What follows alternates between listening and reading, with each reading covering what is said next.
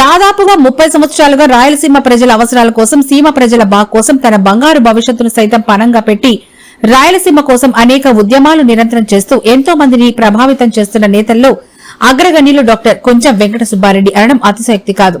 ప్రజా ప్రతినిధులకు, ముఖ్యమంత్రులను, గవర్నర్లను, ప్రధానమంత్రులకు లేఖాస్త్రంతోనూ కలిసి సీమ ప్రజల గోడు వినిపిస్తూ అనేక సంవత్సరాలుగా రాయలసీమకు జరిగిన అన్యాయాలను ప్రజానికానికి, మేధావులకు, ప్రజా ప్రతినిధులకు వివరిస్తూ మా రాష్ట్రం మాకివ్వండి, మా అవసరాలు తీర్చడని కాళ్ల వెళ్లబడి ప్రాధేయపడుతూ, ఆవేశపడుతూ, ఆరోగ్యాన్ని సైతం లెక్క చేయకుండా ఒక కసితో సీమ అంతా కలియ తిరుగుతూ ఒక ఆశావాదంతో ఏ ముఖ్యమంత్రి, ఏ ప్రధానమంత్రి న్యాయం చేయకపోతారా అని తిరుగుతున్న ఏకైక రాయలసీమ రత్నం, సీమా డైమండ్, రాయలసీమకే బ్రాండ్ కొంచెం వెంకట సుబ్బారెడ్డి గారు. ప్రపంచ వ్యాప్తంగా సీమా డైమండ్ అంటే ఎంతో పేరు ప్రఖ్యాతులున్నాయి. చరిత్రలో నిలిచిపోయే విధంగా ఒక గొప్ప